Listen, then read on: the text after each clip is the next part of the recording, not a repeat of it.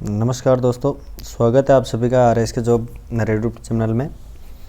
आज मैं लेके आया हूँ ध्वनि से संबंधित जो क्वेश्चन जो 10 सालों में लगभग पिछले जितने भी एग्ज़ाम हुए हैं जिसमें जनरल साइंस है उसमें पूछे हुए क्वेश्चन हैं दोस्तों। तो सबसे पहला क्वेश्चन है दोस्तों, शुरू करते हैं। किस माध्यम में ध्वनि का वेग अधिकतम होगा? पहला ऑप्शन है निर्वात, ठोस, द्रव, गैस। तो ठोस में क्या होगा? सबसे अधिक होगा दोस्तों, ठीक है। नेक्स्ट क्वेश्चन है अपने सामने, वायु में ध्वनि की चाल कितनी है? वायु में 664 मीटर प्रति सेकंड, 332 मीटर प्रति सेकंड, 166 मीटर प्रति सेकंड, 100 मीटर प्रति सेकंड। तो दोस्तों राइट आंसर होगा अपना 332 मीटर प्रति सेकंड। अगला क्वेश्चन है, नेक्स्ट क्वेश्चन, मनुष्य के लिए शोर की सहन सीमा करीब होती है। अब इसने करीब पूछी है दोस्तों, तो जैसे 45 डेसिबल, 85 डेसिबल या फिर 125 डेसिबल या 155 डेसिबल। तो मनुष्य के लिए दोस्तों 85 डेसिबल जो शोर क्षमता होती है वो क्या होती है? सफिशेंट होती है। लेकिन अपने जो WHO के अनुसार कितनी है? 75 डेसिबल है, 75 डेसिबल है। और इंडिया यानी अपना जो भारत है उस भारत में लगभग 80 डेसिबल मानी गई है, स्वास्थ्य संस्थाओं के द्वारा 80 डेसिबल मानी गई, जबकि WHO वर्ल्ड हेल्थ ऑर्गेनाइजेशन के द्वारा 75 डेसिबल ही इसको सही माना गया है। नेक्स्ट है, ध्वनि के स्वतः व परावर्तित सतह के बीच न्यूनतम कितनी दूरी होनी चाहिए जिससे किसी प्रतिध्वनि को स्पष्ट रूप से सुनाई दे सके? मतलब अगर प्रतिध्वनि सुननी है तो जहाँ से अपन आवाज़ निकल रही है और वापस परावर्तित सतह के टकरा कर आ रही है उसके बीच में कितना गैप होना चाहिए? 10 मीटर का, 17 मीटर का, 24 मीटर का, 30 मीटर का। तो अपना ऑप्शन राइट होगा 17 मीटर। हालांकि ओरिजिनल जो आंसर होता है, एक्चुअल में आंसर है वो है आपका 16.6 मीटर। कितना है? 16.6 मीटर। लेकिन 0.5 से आगे निकलने के बाद में इसको 17 मीटर मान लिया जाता है। नेक्स्ट क्वेश्चन है कि जब दो लोग आपस में बात करते हैं तब कितने डेसिबल की ध्वनि उत्पन्न होती? जब दो लोग आपस में बात करते हैं तो कितने डेसिबल की ध्वनि उत्पन्न होती है? जैसे लगभग 5 डेसिबल, लगभग 10 डेसिबल, लगभग 30 डेसिबल, लगभग 100 डेसिबल। तो 100 डेसिबल तो गलत है, 30 डेसिबल बहुत ज़्यादा आवाज़ है। अब रही बात 5 और 10 की, तो अपन एग्ज़ाम में तैयारी करते हैं उसमें 5 से 10 डेसिबल की ध्वनि पढ़ते हैं दोस्तों। लेकिन अगर अब ऐसी स्थिति आ जाती है जब 5 और 10 दोनों दे रखे हैं तो अपन कोई ज़ोर से बोलता है, कोई थोड़ा धीरे बोलता है, तो 10 डेसिबल की जो ध्वनि है वो उपयोग में ली जाती है आम बोलचाल में। डेसिबल होता है एक संगीत नोट, एक ध्वनि स्तर का मापन, एक संगीत यंत्र, रब का तरंग दैर्घ्य नहीं। तो अपना सही आंसर क्या होगा दोस्तों? एक ध्वनि स्तर का मापन होगा डेसिबल। नेक्स्ट क्वेश्चन है, किसी माध्यम में ध्वनि तेज चलती है? किस माध्यम में? किसी माध्यम नहीं, किस माध्यम में ध्वनि तेज चलती है? हवा में, साफ पानी में, और निर्वात में, रंगीन पानी में। अब ऑप्शन के अकॉर्डिंग दोस्तों अपन अगर देखें तो सबसे तेज किस में चलती है ध्वनि? तो दोस्तों साफ पानी में इतनी तेज नहीं चलेगी, निर्वात में तो शून्य होती है, और रंगीन पानी में, ये भी कोई रंगीन पानी हो चाहे साफ पानी हो उसमें बराबर दोनों एक ही बात है। तो हवा में क्या होगी? अपनी ध्वनि तेज चलेगी। नेक्स्ट क्वेश्चन है, ध्वनि की अधिकतम गति से चलती है? ध्वनि किस में अधिकतम गति से चलती है? जल में, स्टील में, शून्य में, और हाइड्रोजन मवीवर में। तो दोस्तों स्टील में सबसे तेज गति से ध्वनि चलेगी। नेक्स्ट क्वेश्चन है, निम्न में से कौन सा प्रभाव ध्वनि तरंगों में नहीं पाया जाता है? ध्रुवण, परावर्तन, विवर्तन, व्यक्तीकरण। निम्न में से कौन सा प्रभाव नहीं पाया जाता है? एक तो पाया जाता है, एक नहीं पाया जाता। परावर्तन बिल्कुल पाया जाता है, विवर्तन पाया जाता है, व्यक्तीकरण पाया जाता है, लेकिन अपना गलत ऑप्शन है वो क्या है? ध्रुवण नहीं पाया जाता है। और यही अपना क्या होगा? राइट आंसर होगा दोस्तों। नेक्स्ट क्वेश्चन है अपना, जैसे ध्वनि के किस लक्षण के कारण कोई ध्वनि मोटी या पतली होती है? तीव्रता के कारण, तारत्व के कारण, गुणता के कारण, इनमें से कोई नहीं। तो दोस्तों ध्यान रखना कि ध्वनि का मोटा और पतला होना किसके कारण होता है? किस लक्षण के कारण ध्वनि पतली और मोटी होती है? तो ये होता है तारत्व, इसको अंग्रेजी में कहते हैं पिच। नेक्स्ट क्वेश्चन है, नज़दीक आती रेलगाड़ी की सीटी की आवाज़ बढ़ती है, जबकि दूर जाने वाली रेलगाड़ी की यह घटती जाती है। यह घटना का उदाहरण है रमन प्रभाव का, जल थॉम्सन प्रभाव का, क्रॉम्पटन प्रभाव का, डॉपलर प्रभाव का। तो ध्वनि कौन सा प्रभाव दिखाती है दोस्तों? डॉपलर प्रभाव दिखाती है। तो अपना आंसर क्या होगा? डॉपलर प्रभाव होगा। नेक्स्ट क्वेश्चन है, एक स्त्री की आवाज़ पुरुष की आवाज़ की तुलना में, एक स्त्री की आवाज़ पुरुष की आवाज़ से अधिक तीक्ष्ण होने का कारण है? उच्चतर आवृत्ति, निम्नतर आवृत्ति, उच्चतम आयाम और कमजोर बाघ तंतु। तो उच्चतर आवृत्ति जो है वो क्या होगा? अपना राइट आंसर होगा। एक आवृत्ति का ही फर्क पड़ता है ध्वनि के ऊपर। नेक्स्ट क्वेश्चन है कि अवश्रव्य तरंगे की आवृत्ति क्या होती है? अवश्रव्य तरंगे, जिनको, अवश्रव्य का मतलब जिनका मानव नहीं सुन सकते, 20 हर्ट्ज से कम, 20 हर्ट्ज से ज़्यादा, 20,000 हर्ट्ज से अधिक, 20 हर्ट्ज से 20,000 हर्ट्ज के मध्य। वेरी इंपॉर्टेंट क्वेश्चन है दोस्तों। 20 हर्ट्ज से जो कम तरंगे होती उनको क्या कहते हैं? अवश्रव्य तरंगे कहते हैं। नेक्स्ट क्वेश्चन है अपने पास में, निम्न में से कौन सा कथन ध्वनि तरंगों के लिए सत्य है? इनको भूवित किया जा सकता है, ये निर्वात में चल सकती हैं और 0 डिग्री सेल्सियस पर इनकी चाल 332 मीटर प्रति सेकंड होती है। उपयुक्त सभी कथन सत्य हैं। तो दोस्तों थोड़ा ध्यान से देखना है यहाँ पर कि कौन सा कथन सत्य है, ये मतलब इनमें से कौन सा कथन है जो सही लग रहा है अपने को। तो ये भूवित किया जा सकता है, बिल्कुल कभी भी नहीं हो सकता। ये निर्वात में चल सकती, बिल्कुल ध्वनि कभी भी निर्वात में नहीं चल सकती। उपयुक्त सभी कथन सही हैं। 2 गलत हो चुके हैं तो चौथा ऑप्शन अपने आप कट जाएगा और तीसरा क्या होगा? अपना राइट आंसर होगा कि 0 डिग्री सेल्सियस पर इनकी चाल 332 मीटर प्रति सेकंड होती है। इसलिए तो ध्वनि में कहा जाता है कि तापमान बढ़ने पर, डिग्री सेल्सियस बढ़ने पर क्या होगा? ध्वनि की चाल भी बढ़ती हैं, प्लस होती हैं दोस्तों। नेक्स्ट क्वेश्चन है अपना, डेसिबल इकाई का प्रयोग, डेसिबल इकाई का प्रयोग किया जाता है प्रकाश की गति के लिए, ऊष्मा की तीव्रता के लिए, ध्वनि की तीव्रता के लिए, रेडियो तरंगों की आवृत्ति के लिए। तो ध्वनि की तीव्रता के लिए किसका उपयोग किया जाता है? डेसिबल। डेसिबल ध्वनि की क्या हो जाएगी दोस्तों? एक इकाई हो जाएगी। नेक्स्ट क्वेश्चन है अपने सामने, ध्वनि का वेग भिन्न भिन्न माध्यमों में भिन्न भिन्न होता है। ठोस में सबसे अधिक होता है, भिन्न भिन्न होता है और द्रव में सबसे कम होता है, भिन्न भिन्न होता है और गैस में सबसे अधिक होता है, भिन्न भिन्न होता है, गैस में सबसे अधिक होता है। अब दो ऑप्शन अपने सामने एक जैसे मिल गए हैं दोस्तों। तो जैसा कि आप मान लीजिए कि चौथा ऑप्शन अपने पास में बिल्कुल है ही नहीं, एक ही जगह पर सेम ऑप्शन छप गए हैं। तो जैसे मान लो अपने को 3 में से ही छांटना है, चौथा ऑप्शन कुछ भी दिया जा सकता है, अपने का राइट आंसर इस तीनों में से लेना है। भिन्न भिन्न होता है और द्रव में सबसे कम होता है, बिल्कुल राइट बात है। और ठोस में सबसे अधिक होता है, बिल्कुल नहीं। ध्वनि का वेग भिन्न भिन्न माध्यमों में भिन्न भिन्न होता है, बिल्कुल ये बात सही है। तो तीनों के आगे क्या लगा रखा है इसने? भिन्न भिन्न होता है, बिल्कुल लिख रखा है। लेकिन गैस में सबसे अधिक होता है, बिल्कुल ये क्या है? अपना गलत आंसर है। और यहाँ पर देखो, द्रव में सबसे कम होता है, नहीं, द्रव में भी सबसे कम नहीं होता है। सबसे कम किस में होगा? गैस में होगा। और ये इसमें सबसे अधिक दे रखा है।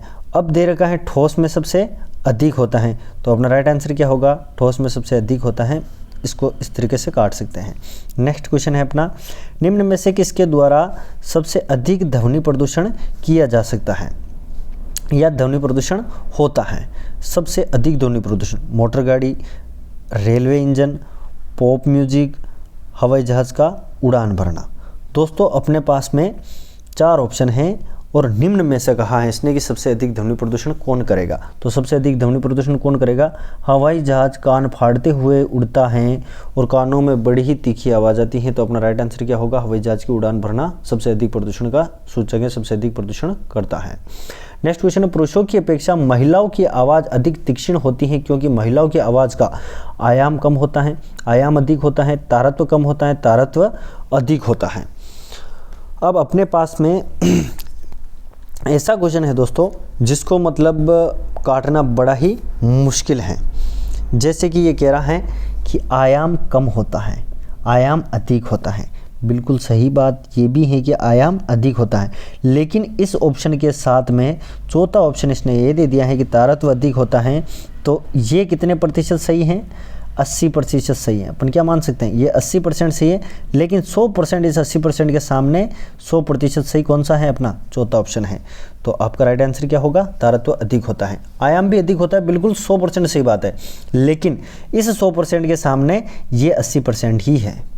नेक्स्ट क्वेश्चन है आपका, प्राश्रव्य तरंगे अल्ट्रासोनिक वेव्स होती हैं 1000 से 1000 हर्ट्ज आवृत्ति की अनुदैर्घ्य तरंगे, 1000 से 1000 हर्ट्ज आवृत्ति की अनुप्रस्थ तरंगे, सी ऑप्शन है 20000 हर्ट्ज से अधिक आवृत्ति की अनुप्रस्थ तरंगे और 20000 हर्ट्ज से अधिक आवृत्ति की अनुदैर्घ्य तरंगे।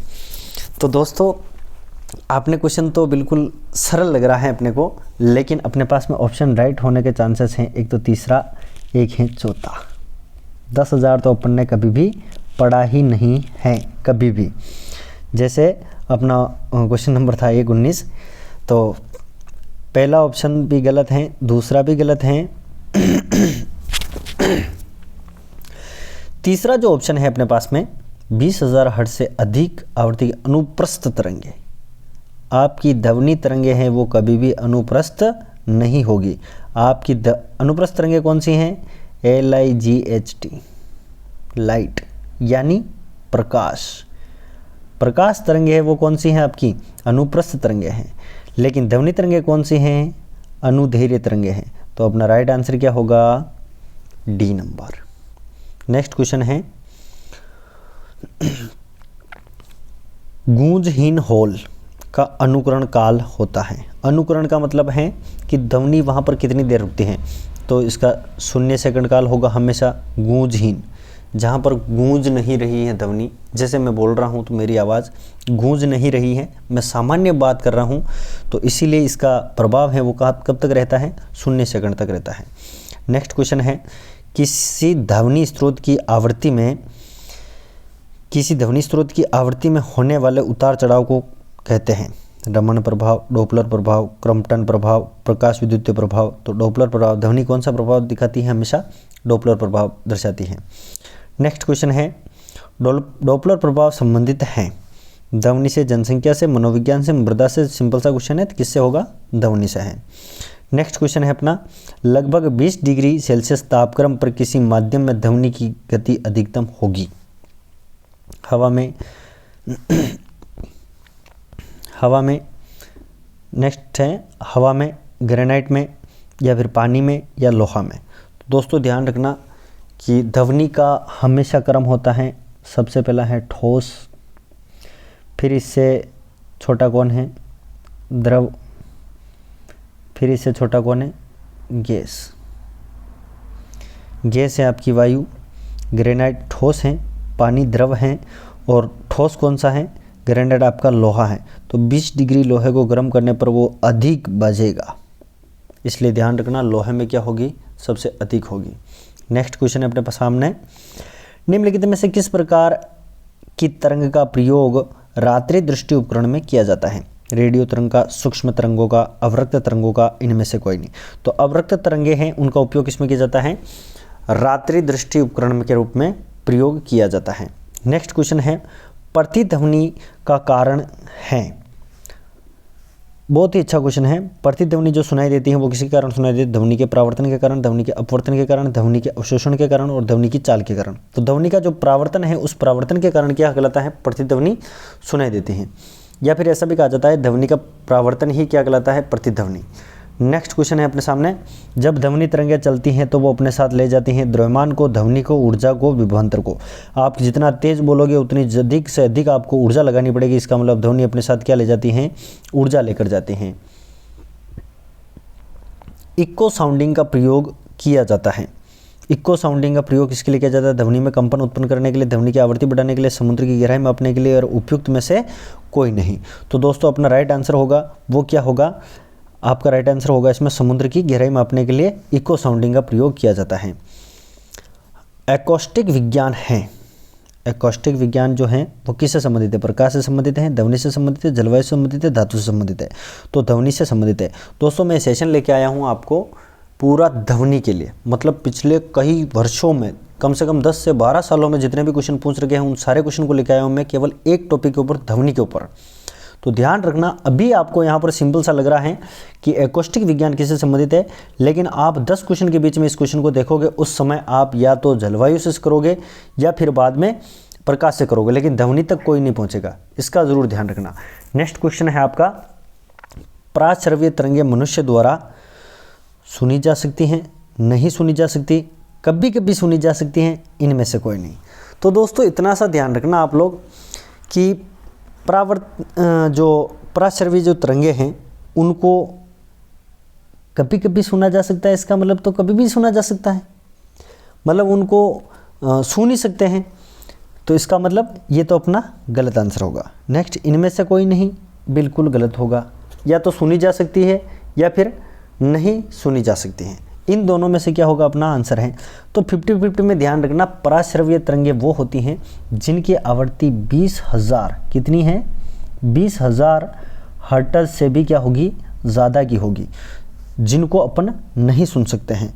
तो ये कौन सी हो जाएगी, नहीं सुनी जा सकती हैं, जिसकी आवृत्ति 20,000 हर्ट्ज से अधिक होती है, जिनको कुत्ते, बिल्ली, चमगादड़ यही सुन सकते हैं। नेक्स्ट क्वेश्चन है, स्त्रियों की आवाज़ पुरुषों की अपेक्षा पतली क्यों होती, क्योंकि स्त्रियों की आवाज़ की आवृत्ति अधिक होती है, तरंग दैर्घ्य अधिक होती है, का आयाम अधिक होता है, का वेग अधिक होता है। मतलब स्त्रियों की आवाज़ का वेग अधिक होता है या उनकी आवृत्ति अधिक होती है या तरंग दैर्घ्य अधिक होता है, तो उनकी आवृत्ति होती है वो क्या होती है, अधिक होती है, इसलिए उनकी आवाज़ पतली होती है दोस्तों, इसका भी ध्यान रखना। नेक्स्ट क्वेश्चन है, वायु में ध्वनि का वेग वायु में ध्वनि का वेग जो है तापमान के बढ़ने से घटता है, तापमान के घटने से बढ़ता है, तापमान पर आश्रित नहीं रहता है, तापमान के घटने से घटता है। चारों यही ऑप्शन बहुत अच्छे हैं और क्वेश्चन भी बहुत ही इंपॉर्टेंट है दोस्तों, ध्यान में रखना। तापमान के बढ़ने से घटता है, बिल्कुल गलत बात है, तापमान के घटने से बढ़ता है। पहले बढ़ने से बढ़ रहा था, अब घटने से बढ़ता है, बिल्कुल दोनों ही विपरीत हैं, दोनों ही सेम टू सेम है, लेकिन देखने में सेम टू सेम, लेकिन एक बार पढ़ो, लैंग्वेज बहुत अलग है दोनों ही ऑप्शन की। नेक्स्ट ऑप्शन है, तापमान पर आश्रित नहीं रहता, बिल्कुल गलत बात है, तापमान पर ही आश्रित रहता है, तापमान के घटने से इसका भी वेग क्या होगा, घटता है, बिल्कुल सही बात ये है। नेक्स्ट क्वेश्चन है, कौन सी प्रक्रिया और ध्वनि दोनों में घटित नहीं होती हैं, विवर्तन, परावर्तन, ध्रुवण और अपवर्तन। जैसे कि पहले ही ऊपर क्वेश्चन आ चुका है कि कौन सी प्रक्रिया लागू नहीं होती है, ध्रुवण जो है ध्वनि में नहीं पाया जाता है। नेक्स्ट क्वेश्चन है, अवश्रव्य तरंगे ये वे यांत्रिक तरंगे हैं जिनकी आवृत्ति, अवश्रव्य तरंगे वे यांत्रिक तरंगे हैं जिनकी आवृत्ति 20,000 हर्ट्ज से अधिक होती हैं, 10,000 हर्ट्ज से अधिक होती हैं, तीसरा ऑप्शन। चौथा ऑप्शन है 1,000 हर्ट्ज से अधिक होती हैं, और चौथा ऑप्शन है 20 हर्ट्ज से कम होती हैं। तो अवश्रव्य तरंगे हैं जिनको अपन नहीं सुन सकते, इसका बिल्कुल ध्यान रखना है। 3 क्वेश्चन कंप्लीट बनते हैं यहाँ से और तीनों में से ही पूछे जाते हैं, तो अपना राइट आंसर क्या होगा, चौथा ऑप्शन होगा।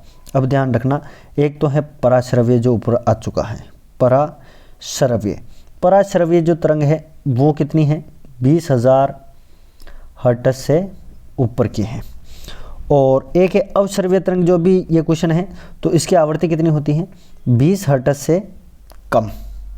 तो इन दोनों को अपन नहीं सुन सकते हैं, लेकिन एक आती है अपनी श्रव्य तरंग। कौन सी तरंग, श्रव्य तरंग दोस्तों, कौन सी तरंग है, श्रव्य। श्रव्य तरंग होती हैं जिनकी आवृत्ति 20 हर्ट्ज से लेके 20,000 हर्ट्ज के बीच में होती है, 20,000 हर्ट्ज के बीच में होती है, इसलिए उसको अपन क्या कर सकते हैं, सुन सकते हैं। नेक्स्ट क्वेश्चन है, ध्वनि की प्रकृति होती है अनुप्रस्थ, अनुदैर्घ्य, अप्रगामी और विद्युत चुंबकीय।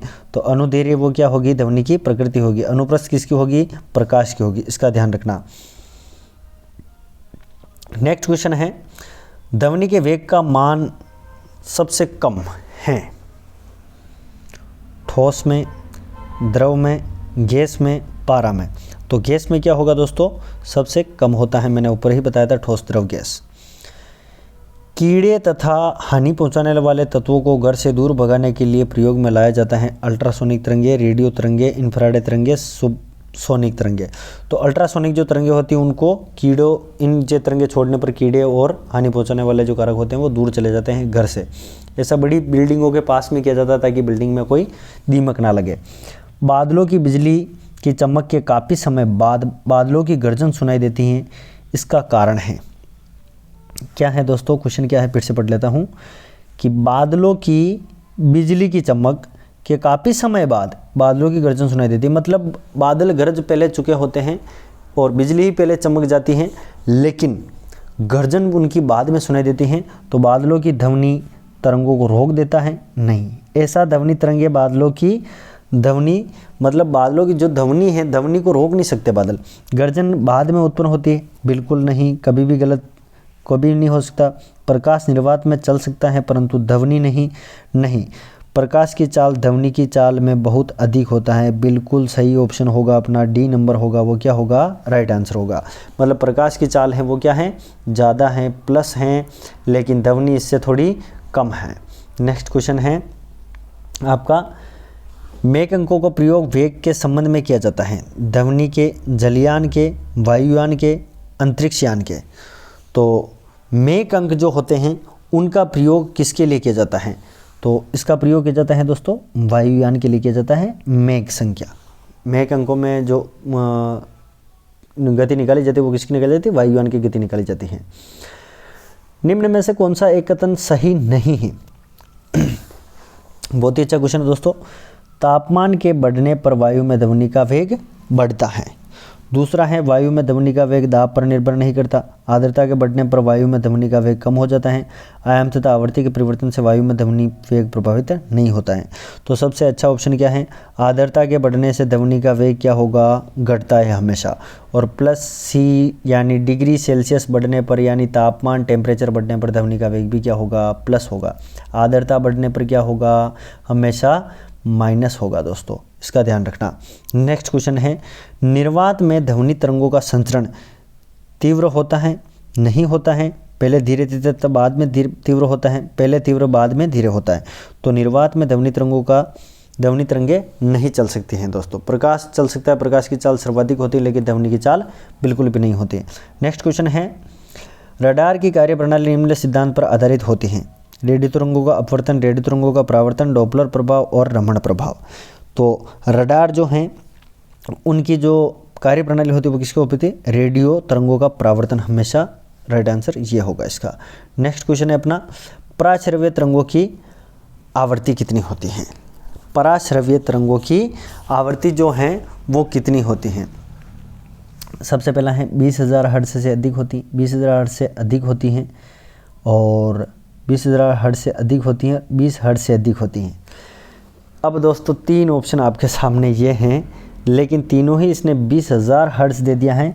यहाँ पर जैसे काटना था इसको 2,000 करना था, और इसमें एक जीरो और ज़्यादा थी, लेकिन छपा सही नहीं है, इसलिए इसका पहला ऑप्शन होगा वो क्या होगा? राइट होगा, 20,000 हर्ट्ज से अधिक होगी। मैंने पहले ही बताया था आपको श्रव्य, पराश्रव्य और अवश्रव्य।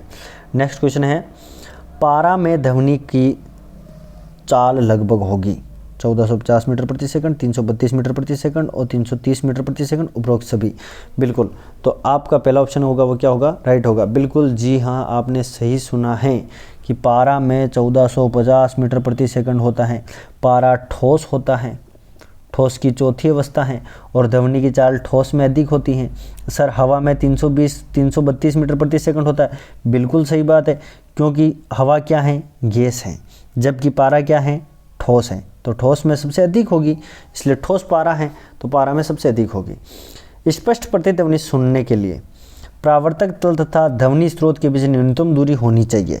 ये फिर से क्वेश्चन आ गया है 17 मीटर का। 17 मीटर क्या होगा? राइट आंसर होगा। विमानों के आंतरिक भागों की सफाई में किसका प्रयोग किया जाता है?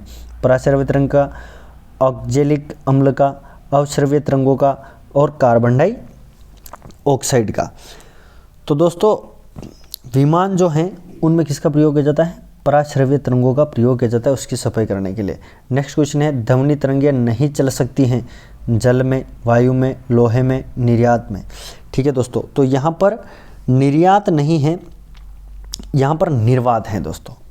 निर्यात नहीं है, निर्वात है। निर्वात, तो निर्वात में क्या होती हैं? ध्वनि तरंगें नहीं चल सकती, इसलिए चौथा ऑप्शन क्या होगा अपना? राइट होगा। नेक्स्ट क्वेश्चन है आपका, ध्वनि का वेग अधिकतम होता है जल में, वायु में, पारा में, लोहा में। तो अब ध्वनि का वेग किस में होगा? इन सभी में से ठोस कौन सा है? पारा ठोस है बिल्कुल, लेकिन पारा ठोस की चौथी अवस्था है। ठोस की कौन सी अवस्था है? चौथी अवस्था है। जबकि लोहा कौन सी अवस्था है? पहली अवस्था है। इसीलिए लोहे में क्या होगा? अधिक होगा। तो दोस्तों आशा करता हूँ आप सभी को ये क्लास है जो बहुत अच्छी पसंद आई होगी, और मिलते हैं नेक्स्ट टॉपिक के साथ में, जो कि लगभग पिछले 10 सालों के जो क्वेश्चन हैं उनको लेके आऊँगा। और इनमें भी आपको देखा होगा कम से कम 47 क्वेश्चन जो लेके आया हूँ पिछले 10 वर्षों में पूछे गए हैं। आप कोई सा भी पेपर उठा के देख लेना, ध्वनि के क्वेश्चन इनमें से बार नहीं मिलेंगे आपको। और हर बार एग्ज़ाम में रिव्यू यानी जो पुराने क्वेश्चन होते हैं उनके आने के 99% चांस होते हैं दोस्तों। तो आप बराबर इसको पढ़ते रहिए और बराबर मेरे चैनल के साथ में बने रहिए, और अच्छा लगे तो सभी दोस्तों के साथ में और अपने मिलने वालों के साथ में शेयर करिएगा। ठीक है, धन्यवाद दोस्तों।